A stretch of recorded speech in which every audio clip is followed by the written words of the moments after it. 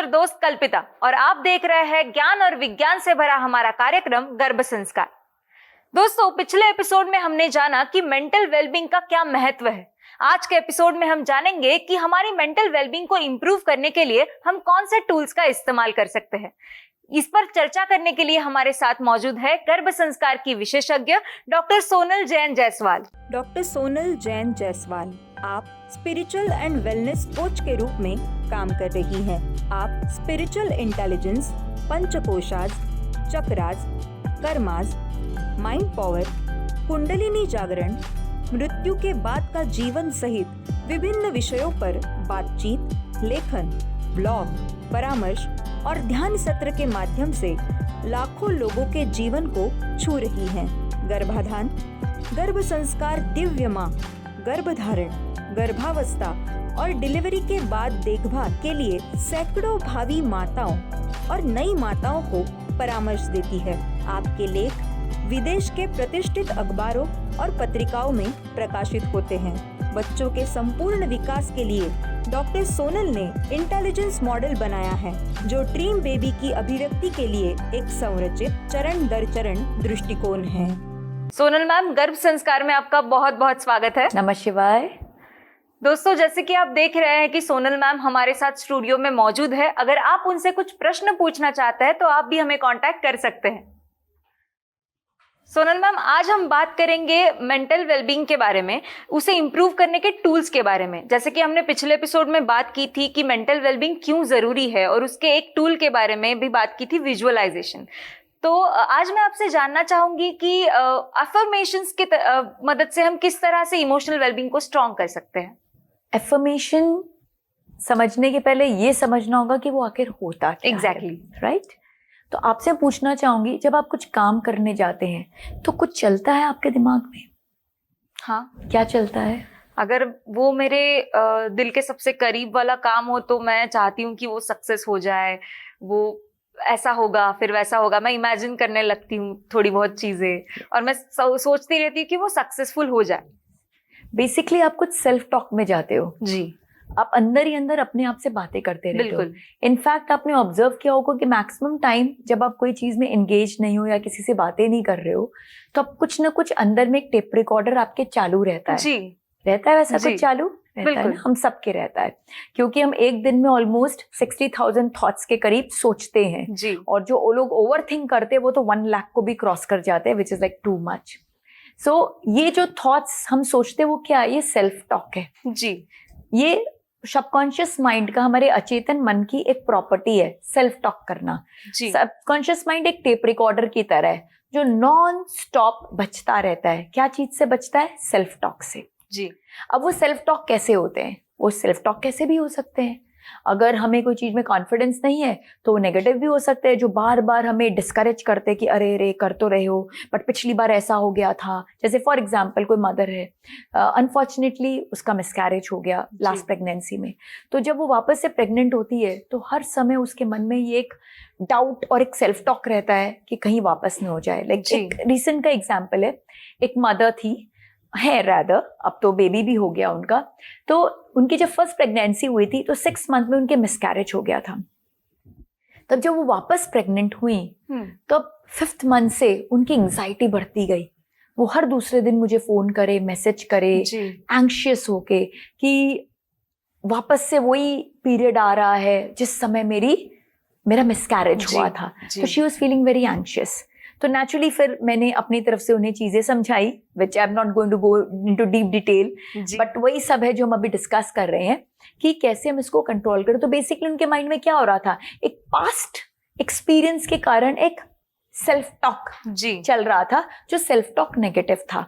तो negative self talk क्या कर रहा था? उन्हें उस नेगेटिव एनर्जी में लेके जा रहा था। और जैसे हम उस नेगेटिव एनर्जी में जाते हैं, क्या होता है? हम वैसे वाइब्रेशन भेजते हैं, वो वाइब्रेशन कनेक्ट होके वापस मटेरियलाइज होता है और एक मैनिफेस्टेड रियलिटी के फॉर्म में वो सक्सेसफुल हो जाता है। तो अगर मैं बार बार सोचूंगी वो 6 मंथ में मैं लास्ट टाइम मिसकैरेज हुआ था, अब वापस से 6 मंथ आ रहा है, फिर से हो जाएगा, फिर से हो जाएगा, फिर से हो जाएगा, तो क्या होगा? ये वाइब्रेशन जाएंगे और वो मैनिफेस्टेड रियलिटी के फॉर्म में हमारे पास आएगा, मिसकैरेज हो जाएगा और हम बोलेंगे देखा बोला था ना, मैं लास्ट टाइम भी हुआ था, अभी वापस हो गया। बट हम ये नहीं समझ रहे कि हमने अपनी बेवकूफी से इसको मैनिफेस्ट कराया है। जी। तो मैंने उनको क्या समझाया कि इसको चेंज करो विथ पॉजिटिव सेल्फ टॉक, क्योंकि सबकॉन्शियस माइंड का एक नेचर है, वो नेगेटिविटी की तरफ अट्रैक्टेड होता है। जी। It's a normal nature, that's law of nature, not just subconscious mind. जमीन को हम छोड़ देंगे, कुछ नहीं करेंगे, क्या होगा? खरपतवार उग जाएंगे। बिल्कुल। पानी को ऐसे ही छोड़ देंगे, केयर नहीं करेंगे, क्या होगा? उसमें कुछ कीट पतंग उग जाएंगे। जी। तो this is law of nature कि वो नेगेटिविटी की तरफ जाता है। तो हमें अगर नेगेटिविटी की तरफ नहीं जाना है तो हमें क्या करना पड़ता है? We need to anchor ourselves to positivity. बिल्कुल। राइट। तो सिमिलरली मैंने उनको क्या सजेस्ट किया? मैंने उनको सजेस्ट किया कि ये नेगेटिव सेल्फ टॉक को आप काउंटर करो through positive self talk. So what is this positive self talk? This is affirmation. जी। So affirmations are positive self talk which we keep on repeating to ourselves to जी। achieve a desired result. हमें जो achieve करना है उसको achieve करने के लिए हम पॉजिटिव सेल्फ टॉक करते हैं और उसको रिपीट करते जाते हैं, क्योंकि सबकॉन्शियस माइंड क्या करता है? टेप रिकॉर्डर बचता जाता है, तो वो रेपिटेशन करता है। राइट। और रेपिटेशन करके क्या कर रहा है? उस न्यूरल पाथवे को स्ट्रेंथन कर रहा है। जी। नेगेटिव के न्यूरल पे 6 मंथ में मिसकैरेज हुआ था, फिर से हुआ था, फिर से हुआ था, फिर से हुआ, करते करते न्यूरल पाथवे इतना स्ट्रेंथेंड हो गया कि सही में हो ही गया, रियलिटी बन गई। रियलिटी बन गई। Wonderful, you are getting everything very very clear. I am so जी। हैप्पी। सो एफर्मेशंस में हम क्या कर रहे हैं? हम सेम चीज कर रहे हैं, लेकिन वहां पे अनकॉन्शियसली हो रहा था, अभी हम कॉन्शियसली कर रहे हैं। जी। क्योंकि अब हमारे अंदर वो चेतना आ गई है, हमें वो नॉलेज हो गया, हमें वो इंटेलिजेंस हो गया है कि हम इस बेवकूफी में नहीं पड़ेंगे कि वो सबकॉन्शियस माइंड जो भी नेगेटिव टॉक कर रहा है हम उसमें बहते जाए। नो, अब हम क्या करेंगे? हम काउंटर करेंगे, हम positive self talk consciously create करेंगे, जानबूझ के अपने अंदर क्रिएट करेंगे जी। और उसको जानबूझ के रिपीट करते जाएंगे, रिपीट करते जाएंगे, रिपीट करते जाएंगे और उस न्यूरल पाथवे को स्ट्रेंथन करते जाएंगे, स्ट्रेंथन करते जाएंगे, स्ट्रेंथन करते जाएंगे। कब तक? जब तक वो मैनिफेस्टेड रियलिटी न बन जाए। जी बिल्कुल। So affirmation are positive self talk repeated consciously within us to achieve the desired results. जो मेरे को चाहिए कि भाई मेरी प्रेगनेंसी अच्छी हो, मेरा एकदम हेल्दी बेबी डिलीवर हो, तो मैं क्या करूंगी कि एकदम मैं एफर्मेशंस दूंगी कि my baby is in my arms. जी। मेरा बेबी मैनिफेस्टेड रियलिटी और वो सही में 9th मंथ में डिलीवर करके वो मेरे आर्म्स में आएगा, बिकॉज आई मैनिफेस्टेड इट। जी। ठीक है। तो एफर्मेशन के कुछ रूल्स होते हैं, बिकॉज ये क्या है? ये हम पॉजिटिव सेल्फ टॉक कर रहे हैं। अब पॉजिटिव सेल्फ टॉक करने के लिए हम क्या कर रहे हैं? हम वही सारे रूल्स फॉलो कर रहे हैं जिससे ऑटोमेटिक नेगेटिव सेल्फ टॉक होता है। तो हम क्या कर रहे हैं? सबकॉन्शियस माइंड के ही तरीकों को यूज कर रहे हैं, लेकिन अपने बेनिफिट के लिए। तो जो चीज सबकॉन्शियस माइंड करता है हम उसी के ही रूल्स को कॉपी कर रहे हैं और क्रिएट कर रहे हैं अपना खुद का पॉजिटिव एफर्मेशन। तो क्या क्या रूल्स हैं? सबसे पहला जो रूल है वो है सबकॉन्शियस माइंड हमेशा प्रेजेंट मोमेंट में जीता है। जी। हमने लास्ट टाइम ही डिस्कस किया था जब हम बात कर रहे थे कि सबकॉन्शियस माइंड का क्या कैरेक्टरिस्टिक्स है। यस, लवली लवली, आपके साथ बहुत मजा आता है मुझे। I don't need to put in much effort. So subconscious mind क्या है? उसकी कैरेक्टरिस्टिक क्या है? प्रेजेंट मोमेंट में रहता है। तो प्रेजेंट मोमेंट में रहता है तो हमारे सारे इन्फॉर्मेशन क्या होने चाहिए? न पास्ट में न फ्यूचर में। मैं ये नहीं बोलूंगी I will give birth to healthy baby, I never say that, because subconscious mind को will नहीं समझ में आता जी। उसको पास्ट भी नहीं समझ में आता, उसको सिर्फ और सिर्फ प्रेजेंट मोमेंट समझ में आता है जी। तो मैं क्या कहूंगी? I am playing with my baby. तो कब मैं प्ले करूंगी? जो मेरी गोद में होगा। My baby is in my arm, I am loving my baby in my arm. तो मैं प्रेजेंट मोमेंट में, मैं तब ये नहीं सोचूंगी अरे ये तो अभी हुआ नहीं, होगा, मुझे होगा को ही प्रेजेंट मोमेंट बनाना है, क्योंकि तब उसी को मैनिफेस्टेड रियलिटी करनी है। जी। तो मैं जो चाहती हूँ उसको प्रेजेंट मोमेंट में बोलूंगी एज इफ वो हो रहा है। राइट। उसे जीना है। यस, मैं उस मोमेंट को अभी जी रही हूँ। जो मैं जीना चाहती हूँ उसे अभी जीऊंगी, उसे मैं अट्रैक्ट करूंगी। यस, अट्रैक्ट करूंगी। So that's the first rule कि वो प्रेजेंट मोमेंट में होना चाहिए। फिर सेकंड रूल क्या है? वो पॉजिटिव होना चाहिए, क्योंकि मेरे सबकॉन्शियस माइंड को ये नो डोंट ये सब शब्द समझ नहीं आते। सबकॉन्शियस माइंड बहुत सीधा साधा है, हमने डिस्कस किया था, वेरी सिंपल। उसको सिंपल भाषा चाहिए। ज्यादा उसको नो डोंट बोलो तो समझता नहीं है, वो नो डोंट सबको हटा देता है। वो सिर्फ पॉजिटिव चीजों को लेता है, तो मेरा स्टेटमेंट हमेशा पॉजिटिव होना चाहिए। तो मैं ऐसा नहीं बोलूंगी कि आई am not afraid of my delivery, तो क्या होगा, मेरे सबकॉन्शियस माइंड वो नो को खा जाएगा, नॉट को खा जाएगा, और क्या हो जाएगा, I am afraid of my delivery. तो मैं जितना इसकी चैंटिंग करूंगी एफर्मेशन की, मेरा डर उतना बढ़ता जाएगा और मैं समझ नहीं पाऊंगी कि उल्टा क्यों हो रहा है। उल्टा इसलिए हो रहा है कि हम उल्टा काम कर रहे हैं। तो मुझे क्या बोलना है, I am enjoying my delivery जी, I am not afraid of my delivery, नहीं, I am enjoying my delivery. It has to be positive statement, तभी उसका नाम है एफर्मेशन। एफर्मेशन का मतलब ही positive statement, it has to be positive. फिर थर्ड क्या है, it should have positive intention, शुद्ध भाव। मेरे एफर्मेशन में हमेशा शुद्ध भावना होनी चाहिए जो यूनिवर्सल गुड के लिए हो जी। कोई भी चीज जो मेरे सेल्फ इंटरेस्ट में है वो ब्रह्मांड के साथ वर्क नहीं करती। ब्रह्मांड सिर्फ और सिर्फ वही चीजों को एनकरेज करता है जो सबके हित में है, क्योंकि ब्रह्मांड सबके लिए है, भगवान ने दुनिया सबके लिए बनाई है। अगर मैं चाहूं सिर्फ मैं उसका फायदा ले लूं तो वो ब्रह्मांड को एक्सेप्टेबल नहीं है। जैसे एक मदर है, उसके 3 बच्चे हैं, अगर एक बच्चा सारा लेना चाहेगा तो मदर को एक्सेप्टेबल होगा? बिल्कुल नहीं। मदर तीनों को इक्वल करना चाहेंगी जी, तो वो उसी बच्चे को पसंद करेगी जो मिल बांट के रहेगा, और वो बच्चा जो हड़पने की कोशिश करेगा वो उससे थोड़ा सा नाराज हो जाएंगे जी। तो बस ये मदर नेचर का भी वही लॉ है, जो बच्चे सब बच्चों के बारे में सोचते हैं वो उनके प्रिय होते हैं और वो उनके लिए ज्यादा मेहनत करती हैं, और जो सिर्फ अपना सोचते हैं, सेल्फिश होते हैं, वो नहीं चलता। तो पॉजिटिव इंटेंशन होना बहुत जरूरी है। फिर उसके बाद में फोर्थ जो रूल है वो है पर्सनल, क्योंकि एफर्मेशन से क्या हो रहा है, चीजें मैनिफेस्ट हो रही हैं। तो मैं अगर आपके लिए कुछ मैनिफेस्ट करना चाहूं तो करेक्ट होगा क्या? नहीं, मुझे खुद के लिए करना होगा। बिल्कुल नहीं, राइट? बिकॉज आपके कर्म अलग हैं, आपकी इच्छाएं अलग है, आपके डिजायर्स अलग हैं। Who am I to interfere with your कर्मास? It is not correct, it is a very wrong task. किसी के भी कर्मों में हस्ताक्षेप करना स्पिरिचुअल वर्ल्ड के लॉज के अगेंस्ट है जी। हम सिर्फ अपने कर्म के बारे में सोच सकते हैं, दूसरों के बारे में नहीं। तो it has to be personal, सिर्फ मेरे बारे में, नॉट अबाउट अदर्स। तो अब अगला सवाल आपका ये हो सकता है कि सिर्फ मेरे बारे में, तो अपने बेबी के बारे में कैसे करूंगी? तो उसमें भी ये है कि जब तक बेबी मेरे वूम में है वो मेरे कंट्रोल में है जी। वो मैं और वो एक ही identity, we are one unit. Mother and child in the womb is one unit. तब तक मदर उसके लिए एफर्मेशन कर सकती है, बट द मोमेंट डिलीवरी हो गई, अम्बिलिकल कॉर्ड कट गया, मदर और चाइल्ड डिस्कनेक्ट हो जाते हैं जी, राइट? उसके बाद इट इज नॉट पॉसिबल। उसके बाद बच्चा एक सेपरेट आइडेंटिटी है जी, and it is not correct to interfere with the child's identity that time. So it has to be personal. Personal means only to you and to your baby till the baby is in the womb, not after the baby has taken birth. इस बात का ख्याल रखना बहुत जरूरी है। और फिर नेक्स्ट रूल जो एफर्मेशन का है वो ये है कि किसी के साथ कंपैरिजन नहीं होना चाहिए। मेरा बच्चा मेरी जेठानी के बच्चे से बेटर हो, नॉट अलाउड जी, not allowed. Laws of spiritual world के टोटली अगेंस्ट है। I can only take care of myself जी, बिकॉज मैं सिर्फ अपने साथ कॉम्पीट कर रही हूँ, तो मैं सिर्फ अपने आप को बेहतर बना रही हूँ, मैं किसी और के साथ में कंपेयर नहीं कर सकती हूँ। इसकी साड़ी मेरी साड़ी से सफेद कैसे, ये जो रूल है ये स्पिरिचुअल वर्ल्ड में एग्जिस्ट नहीं करता है। So they should not be any comparison at all.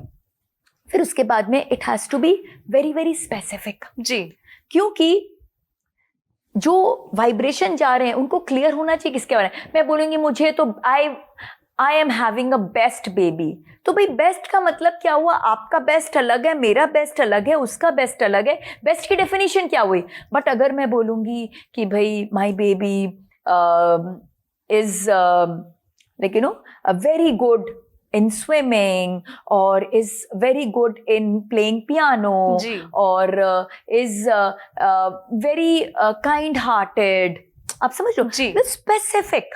हम जितने स्पेसिफिक होंगे हमारे वाइब्रेशंस उतने क्लियर होंगे, उसकी इंटेंसिटी उतनी पावरफुल होगी और वो उतने स्ट्रांगली मैनिफेस्टेड रियलिटी में कन्वर्ट होगा। बट अगर हम वेग वाइब्रेशंस देंगे तो रिजल्ट भी कैसे मिलेंगे? वेग ही मिलेंगे। अगर वेग इनपुट होगा तो वेग आउटपुट होगा, स्पेसिफिक इनपुट होगा तो स्पेसिफिक आउटपुट होगा। तो इट इज वेरी इंपॉर्टेंट कि आप बिल्कुल स्पेसिफिक एफर्मेशंस दे कि एग्जैक्टली आपको क्या चाहिए। जी जैसे कि वो एग्जाम्पल मैंने दिया था एक लेडी का जिसने सोचा था कि मेरी जो बेटी है वो नवरात्र के अष्टमी में बॉर्न होनी चाहिए, और उसको एकदम क्लियर था कि मेरे को तो बेटी ही हो रही है और वो नवरात्र में हो रही है और अष्टमी के दिन हो रही है। And that resulted in a reality because she was so specific कि भाई मेरी बेटी है जो माँ का स्वरूप है, नवरात्र के अष्टमी में हो रही है, राइट। तो इसलिए अब जितने स्पेसिफिक हो गए आपको उतना बेटर रिजल्ट्स मिलेगा। और स्पेसिफिक के साथ साथ और 2 रिक्वायरमेंट्स है जी। Emotional, because subconscious mind is very very emotional. तो मैं जी। जितने इमोशंस के साथ बोलूंगी वो माँ का स्वरूप है, एक वो माँ की मैं एनर्जी को फील कर रही हूँ, और सेंसरी मैं एकदम फील कर रही हूँ, अपने 5 सेंसेस से माँ की उस शक्ति को फील कर रही हूँ, माँ की उस ऑरा को फील कर रही हूँ, उनके पराक्रम को फील कर रही हूँ, उनके लेकिन उस एनर्जी को फील कर रही हूँ, वाइब्रेशन को फील कर रही हूँ। तो जितना सेंसरी और इमोशनल होगा, जितना स्पेसिफिक होगा, जितना सेंसरी होगा, जितना इमोशनल होगा, मेरे एफर्मेशंस उतने जल्दी मैनिफेस्टेड रियलिटी में कन्वर्ट होंगे। बट ये सब के साथ एक बहुत इंपॉर्टेंट बात है, वो है trust. I have to trust बिल्कुल द एनर्जीज। अगर मैं सोचूंगी मैंने सोचा तो है कि भाई माँ के स्वरूप आए, बट होगा कि नहीं होगा पता नहीं, या लेट्स सी होता है क्या, अब गर्ल होती बॉय होता, क्या होता, अष्टमी में होता, नवमी में होता, या कब होता, क्या होता। The moment I have a plan B, the moment I have alternatives, तो क्या होता है वो एनर्जी कंफ्यूज हो जाती है, कहाँ जाना है, यहाँ यहाँ यहाँ यहाँ यहाँ कहीं नहीं। It does not. अगर एनर्जी को स्पेसिफिक पाथ पता है कि बस यहीं जाना है, दिस इज माई टारगेट, एकदम बर्ड्स आई, अर्जुन ने क्या एकदम चिड़िया की आंख को साधा था, अगर वो क्लियर है तो फिर वो हो जाता है। एंड देन फाइनली रेपिटेशंस, उसे कंटिन्यूस रिपीट करते जाना है, जैसे सबकॉन्शियस में टेप रिकॉर्डर के तरह रिपीट करता है ना, मुझे भी अपने पॉजिटिव एफर्मेशंस को रिपीट करते जाना है, करते जाना है, करते जाना है, ताकि वो न्यूरल पाथवे को ट्रैवर्स करते करते करते करते उसको क्या कर दे, 0 रेजिस्टेंस का बना दे, एकदम स्मूथ परफेक्ट, ताकि जब वो रियलिटी में वो जब इंसिडेंट हो रही है ना, ज़ूम जी, इट इज लाइक परफेक्ट। बिल्कुल राइट। सो ये एफर्मेशन के रूल्स हैं। तो जब हम ये रूल्स के साथ में अपने एफर्मेशन को करते हैं तो वो मैनिफेस्टेड रियलिटी में बहुत स्ट्रांगली कन्वर्टेड होता है। जी बिल्कुल। हम हमारी चर्चा को आगे बढ़ाए उससे पहले मैं चाहूंगी कि हमारे दर्शकों ने हमसे मैसेज करके उनकी समस्या बताई है, आप वो सुने और उसका जवाब दें। हमारी दर्शक कह रही है, मैम नमस्कार, मुझे अभी कंफर्म हुआ है कि मैं 2nd टाइम प्रेग्नेंट हूँ। मेरा पहला बच्चा जो है उसकी प्रेगनेंसी के वक्त मुझे बेड रेस्ट के लिए कहा गया था, तो मेरा बच्चा बहुत ही लेजी हो गया है, वो कुछ भी काम करना नहीं चाहता। तो मैं नहीं चाहती कि मेरे दूसरे बच्चे में भी ये क्वालिटी आए, तो मैं ऐसा क्या करूँ ताकि वो लेजी ना बने और अच्छी तरह से डिलीवर हो। आपकी जो फर्स्ट प्रेगनेंसी हुई उसमें आपको बेड रेस्ट हुआ अनफॉर्चुनेटली, बट प्रॉब्लम क्या हुई कि बेड रेस्ट बॉडी के लिए रेस्ट था, माइंड के लिए नहीं था। बट आपने गलती से समझ लिया कि आपको पूरा ही रेस्ट करना है, तो आपने अपने माइंड को उतना एक्टिव नहीं रखा और आप ज़्यादा सोने में और रिलैक्स करने में आप लग गई। तो इससे क्या हुआ कि जो लेथर्जी है, जो लेजीनेस है, वो आपके बच्चे में पास ऑन हो गया। और ये हमारे शास्त्र में बहुत क्लियरली इंगित किया हुआ है कि जब मदर बहुत ज़्यादा सोती हैं, बहुत ज़्यादा रेस्टेड रहती हैं, फिजिकली मेंटली थोड़ी सी लेजीनेस के जोन में रहती हैं, तो वो लेजीनेस बच्चे में ऑटोमेटिकली पास ऑन हो जाता है। तो नाउ अब जब आप 2nd टाइम प्रेग्नेंट है तो मेरा आपसे ही रिक्वेस्ट रहेगा कि अपने आप को आप थोड़ा सा एक्टिव रखिए। अगर आपको बेड रेस्ट नहीं है तो आप ओवरऑल एक्टिव रह सकती हैं, और अगर बेड रेस्ट है तो आप बॉडी को रेस्ट पे रखिए, बट आप मेंटली तो एक्टिव रह ही सकती हैं। तो हमारा ऐप है ड्रीम बेबी ऐप, आप उसको डाउनलोड कर लें, और उसमें बहुत सारी एक्टिविटीज़ है, बहुत सारे रिसोर्सेज हैं जिसको आप कर सकती हैं, जिससे आपके बच्चे का न्यूरल पाथवे भी होगा, वो बहुत इंटेलिजेंट और स्ट्रॉन्ग और होनहार भी बॉर्न होगा। बिकॉज अगर आप उसके साथ इतनी मेहनत करेंगी तो नेचुरली वो सारी मेहनत उसमें ट्रांसलेट होंगी, और साथ ही साथ जो आपका डर है कि वो लेजी ना बने, तो वो लेजी नहीं बनेगा। जी बिल्कुल, थैंक यू सो मच, आपने अपना प्रश्न हमसे पूछा। दोस्तों, अगर आपके मन में भी कुछ सवाल है और आप भी सोनल जी से आपका जवाब चाहते हैं तो आप भी हमें कांटेक्ट कर सकते हैं। सोनल मैम, ब्रेक पर जाने से पहले आपने समझाया कि एफर्मेशंस क्या होते हैं और वो किस तरह से वर्क करते हैं। अब मैं आपसे पूछना चाहूंगी कि आपने जो और एक टूल बताया वो है विजन बोर्ड, तो वो किस तरह से काम करता है और वो क्या होता है? विजन बोर्ड यानी मेरे विजन का बोर्ड। जी। विजन यानी मैं जो मैनिफेस्ट करना चाह रही हूँ उसका एक board. So it is a physical board जिसमें मैं जो मैनिफेस्ट करना चाह रही हूँ उसको मैं बनाती हूँ। तो कैसे बनाती हूँ मैं? इट कैन बी, इसका कोई रूल नहीं है, there is no rule attached to it. It's like my manifestation, my creativity.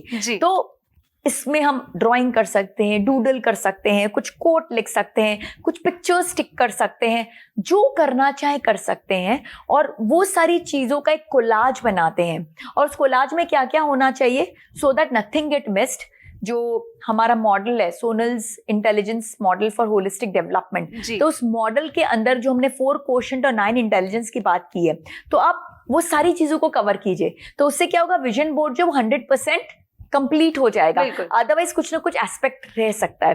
तो आप इस मॉडल को यूज करके इंश्योर कीजिए कि आप 9 इंटेलिजेंस और 4 क्वोशंट को कवर कर लिए। और इसको कवर करने के लिए आप कोई भी मेथड यूज कर सकते हैं। You can write a quote, you can write adjectives, you can maybe create some slogan for yourself, you can stick pictures, आप पिक्चर्स कर सकती हैं, ड्राइंग कर सकती हैं, डूडल कर सकती हैं, फ्री फॉर्म कुछ ड्राइंग बना सकती हैं, कुछ म्यूजिकल कुछ लिखना है तो आप कुछ गाने लिख सकते, what ever, sky is the limit, it's your creativity, it's your board, it's your manifestation. तो ऐसा एक बहुत ब्यूटिफुल बोर्ड आप बना के आप क्या करिए, आप इसको जहां आप मैक्सिमम टाइम स्पेंड करती हैं उसके सामने लगा दीजिए। अगर आप वर्किंग है और अपने डेस्क पर ज्यादा रहती हैं तो डेस्क के सामने दीवार पर लगा दीजिए। अगर आप अपने बेड पे ज्यादा रहती हैं तो बेड के सामने लगा, मतलब वो जगह जहां पे आपकी नजर मैक्सिमम पड़ती है वहां पर आप इस बोर्ड को लगा दीजिए। विजन बोर्ड का कोई रूल नहीं है, बस यही रिक्वायरमेंट है कि वो मैक्सिमम दिखना चाहिए। वो जितना दिखेगा वो हमारे न्यूरल पाथवे को ट्रिगर करता जाएगा, जितना ट्रिगर करेगा वो हमारे सबकॉन्शियस माइंड को एक्टिवेट करेगा और वो साइनेप्सिस क्रिएट करने में हेल्प करेगा। और जितना ये होगा उतना वो मैनिफेस्ट होने में इजी होता जाएगा।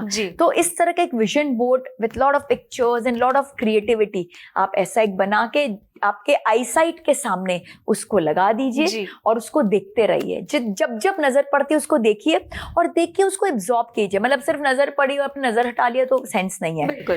वो सिग्नल्स आपके अंदर जाने चाहिए, आपको एब्जॉर्ब करना है। जब जब नजर पड़ी आप कुछ ना कुछ उसको लेके अपने अंदर एब्जॉर्ब करिए। जितना एब्जॉर्ब करेंगी उतना वो आपके रियलिटी में कन्वर्ट होने में हेल्प करेगा, मैनिफेस्ट करने में हेल्प करेगा। बिल्कुल मैम, जिस तरह से आपने विजन बोर्ड के बारे में बताया, आपने एक और टूल बताया था मेंटल मूवी। तो ये मेंटल मूवी क्या होती है? मूवी क्या होती है? पिक्चर जहाँ पे हीरो होता है। तो यहाँ पे आपका हीरो कौन है? Baby, of course. तो आपका बेबी आपका हीरो है या हीरोइन है, बेसिकली कैरेक्टर है आपके मूवी का, मेन कैरेक्टर। जी बिल्कुल, है ना। तो बेबी मेन कैरेक्टर है। तो आपने जो विजुअलाइज किया है पूरा उसके बारे में, उसको विजुअलाइज कीजिए। और डायलॉग्स क्या आपके? एफर्मेशन आपके डायलॉग्स हैं जी। तो स्क्रिप्ट राइटर भी आप हैं, एफर्मेशंस हो गए और पूरा विजुअल्स हो गया। क्योंकि विजुअलाइजेशन में आप क्या कर रहे हैं, 5 सेंसेस को यूज करके, इमोशंस को यूज करके आप पूरा विजुअलाइज कर रहे हैं अपने बेबी के बारे में। और उस विजुअलाइजेशन के साथ में आप एफर्मेशन को इंक्लूड कर दीजिए। तो विजुअलाइजेशन प्लस एफर्मेशन, ये दोनों मिला के आपका एक मेंटल मूवी तैयार हो जाता है। और ये जो mental movie, it has to be sensory, it has to be emotional, it has to be in present moment as if it is happening currently. ये सारे इसके रूल्स हैं। तो आप इसके साथ में जितना इसको रिप्ले करेंगे माइंड में कंटिन्यूअसली, सुबह दिन शाम, जब आप मंत्र चैंटिंग कर रही हैं तो इसको रिप्ले कीजिए, मेडिटेशन कर रही हैं तो रिप्ले करिए, रात में सोने जा रही हैं तो सोने के पहले रिप्ले कीजिए, सुबह जाग रही हैं तो रिप्ले कीजिए। बिकॉज ये सारे मोमेंट्स है जब सबकॉन्शियस माइंड सबसे ज्यादा एक्टिव है। मंत्र चैंटिंग के टाइम एक्टिव है, मेडिटेशन के टाइम एक्टिव है, जस्ट बिफोर स्लीप बहुत एक्टिव है, just after when you get up तब बहुत एक्टिव है। जिस मोमेंट में आपका सबकॉन्शियस माइंड एक्टिव है बस वो अल्फा मोड में जाता है। जब जब अल्फा मोड में जाता है उसका फायदा ले लीजिए, खटाक ये मेंटल मूवी को रन कर दीजिए। जो आपने अपने बेबी को सोचा है, कैसा सोचा है, किस स्वरूप में सोचा है, कैसा फिजिकल लुक है उसका, किस तरह का लुक है, क्या क्या वो करता है, किस किस चीजों में बहुत वो इंटेलिजेंट है, उसका बिहेवियर, उसका PQ, IQ, EQ, SQ, हमने तो पूरी 9 इंटेलिजेंस, 4 क्वोशंट सबको डिस्कस किया है। तो अपने विजुअलाइजेशन और एफर्मेशन में ये सारी चीजों को लीजिए, 9 क्वोशंट, 9 इंटेलिजेंस, 4 क्वोशंट, ये सारी चीजों को लेके एक मूवी बनाइए अपने बच्चे के बारे में जी जिसकी डायरेक्टर, प्रोड्यूसर, राइटर सब कौन है? आप हैं। बिल्कुल। और आपका एक्टर एक्ट्रेस कौन है? आपका बेबी है। बिल्कुल। तो बस आप इस मूवी को, जो आपका इन हाउस प्रोडक्शन होगा, इसको बनाइए और बना के माइंड में रन करते जाइए, करते जाइए, करते जाइए, करते जाइए।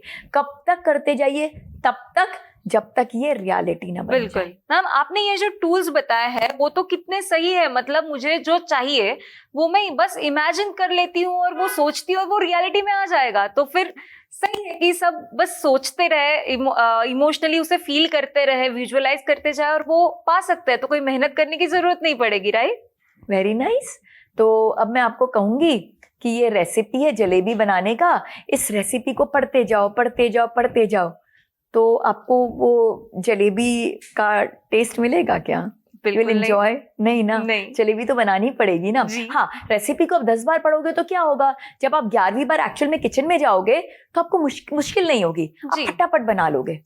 तो ये जो सारे टूल्स है क्या कर रहे हैं? ये हमारे न्यूरल पाथवे के रेजिस्टेंस को कम कर रहे हैं। जी। क्योंकि हमने जाना है कि विजुअलाइज करके और एफर्मेशन करके जो न्यूरल पाथवे है वो पाथवे सेम है रियलिटी के टाइम भी और जब हम ये कर रहे हैं तब भी। जी। तो उससे क्या हो रहा है कि जब हम जितनी बार हम इसको रिपीट करते जा रहे हैं, विजुअलाइजेशन, एफर्मेशन को, मेंटल मूवी को, विजन बोर्ड देख रहे हैं, हम ये सारे टूल्स को जितनी बार करते जा रहे हैं, तो क्या हो रहा है, ये इजी, ये पाथ जो है हमारा इजी होता जा रहा है, स्मूथ होता जा रहा है। तो जब मुझे रियली ये काम करना है, वो जब वो मोमेंट आएगा, जब मेरा बेबी के बर्थ होने का टाइम आएगा, तो क्या होगा, वो एकदम जैसा मैंने सोचा है वैसा खट खट खट खट खट स्टेप बाय स्टेप वैसा हो जाएगा। जी। एग्जैक्टली जैसे मैंने वो मेंटल मूवी में सोचा है, वो पूरी चीज हूबहू वैसी होगी। लेकिन हूबहू वैसी होने के लिए मुझे डिलीवर तो करना पड़ेगा ना। बिल्कुल। मुझे किचन में जाके जलेबी तो बनानी पड़ेगी ना। सिर्फ रेसिपी पढ़ती जाऊंगी और जलेबी को मैं सोचूंगी मैं टेस्ट कर रही हूँ, मैं खा रही हूँ, कितना जूसी है, ये सब मैं तो मतलब विजुअलाइज करके मैं उसका टेस्ट भी विजुअलाइज में ही पाऊंगी। अगर रियल टेस्ट लेना है तो रियल करना होगा। वैसे ही विजुअलाइज करके आप बेबी को एंजॉय कर रहे हैं, बट रियल में बेबी को एंजॉय करना है तो रियल में काम करना होगा। तो बेसिकली सारे टूल्स क्या हैं, ये टूल्स क्या करते हैं, एक हैबिट फॉर्मेशन करते हैं। जब हम कंसिस्टेंटली, रेगुलरली, रिपीटेडली जब हम विजुअलाइजेशन और एफर्मेशन ये सब को रिपीट करते जाते हैं ना form of a mental movie, तो क्या होता है, ये सारी चीज इजी बनती जाती है।